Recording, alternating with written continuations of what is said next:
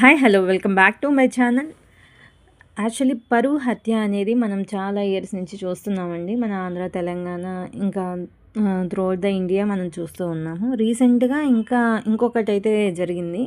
అసలు ఈ పరువు హత్యలు ఎందుకు చేస్తున్నారు, ఎందుకు ఈ సమాజం అసలు ఎటు వెళ్ళిపోతుంది?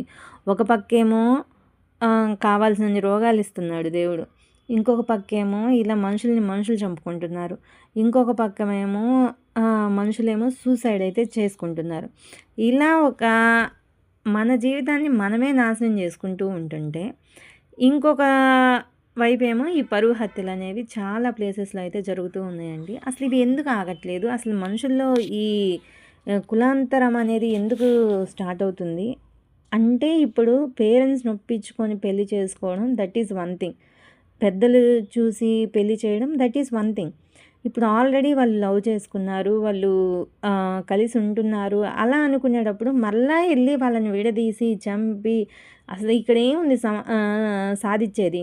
ఇప్పుడు ఆ అమ్మాయి ఏమన్నా రిటర్న్ వచ్చిద్దా? రాదు. ఒకవేళ ఆ అమ్మాయి సూసైడ్ చేసుకుంటే ఇద్దరు పోతారు కదా, వాళ్ళ పాపే కదా వాళ్ళకి.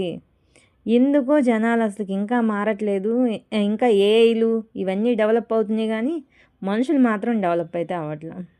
నాందేడ్లో వచ్చేసేటప్పటికి ఒక గుండెలు పిండేసే దృశ్యం లాంటిదే అండి. ఇక్కడ ఏంటంటే ఒక అమ్మాయి 25 ఇయర్స్ ఉన్నటువంటి సాక్ష్యం టేట్, మమిదర్, ఈ యాక్చువల్లీ వీళ్ళిద్దరూ లవ్ చేసుకున్న తర్వాత నవంబర్ 27 వచ్చేసేటప్పటికి అంచెల్ తండ్రి, ఆమె సోదరుడు ఇద్దరు కలిసి సాక్ష్యంని కిరాతకంగా అయితే చంపేశారండి. ఎవరైతే అమ్మాయి ఉందో ఆ అమ్మాయి వాళ్ళ ఫాదరు, వాళ్ళ అన్నయ్య ఇద్దరు కలిసి వెళ్ళి ఆ అబ్బాయిని చంపేశారనమాట. చంపిన తర్వాత ఆ అమ్మాయి ఏం చేసింది అంటే, ఆ అమ్మాయి ఆ శవంతోటే బొట్టు పెట్టించుకొని, సింధూరం పెట్టించుకొని, నువ్వే నా భర్తవి అని చెప్పేసి చితి దగ్గర ఏడ్చిందండి.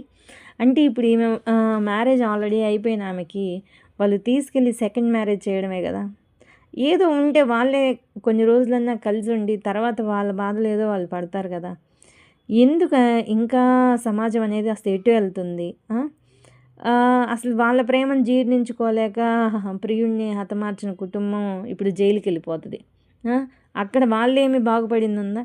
బేసిక్గా ఈ ఫ్యామిలీ మొత్తం స్ట్రగుల్స్ తప్పితే ఏముండదండి. ఇప్పుడు ఒక మనిషిని ఇంకొక మనిషి చంపడం వల్ల ఏం జరిగిద్ది? వాళ్ళు వెళ్ళి ఎక్కడ ఉంటారు? జైల్లో ఉండడం. ఇప్పుడు ఈ అమ్మాయి బాధపడుతుందా? ఇవన్నీ జరగడం అనేది అసలు ఇంకా ఈ పరువు హత్యలు దానికి తగ్గట్టు ఇక్కడ ఏంటంటే కులాంతరం. ఇంకా ఈ రోజుల్లో కులాలు ఎవరు చూస్తున్నారండి? అసలు కులాలు చూస్తున్నారు, కులాల గురించి మాట్లాడుతున్నారు అనేదే ఒక రాంగ్. ఎందుకంటే మనం చాలా చూసాము. నేను పేర్లు అయితే చెప్పట్లేదు, చాలామంది అయితే జరిగినాయి. ఇక్కడి నుంచైనా అసలు క్యాస్ట్ అనేదాన్ని మన కొన్ని నేమ్స్లో నుంచి తీసేసేయాలి అనేది అయితే చాలామంది అనుకుంటున్నారు. ఎందుకంటే అసలు క్యాస్ట్ అనేది లేదు ఇప్పుడు. అందరూ అసలు మనమే కాదండి, పెద్ద పెద్ద వాళ్ళే మ్యారేజెస్ చేసుకుంటున్నారు, ఇంటర్ క్యాస్ట్ మ్యారేజెస్.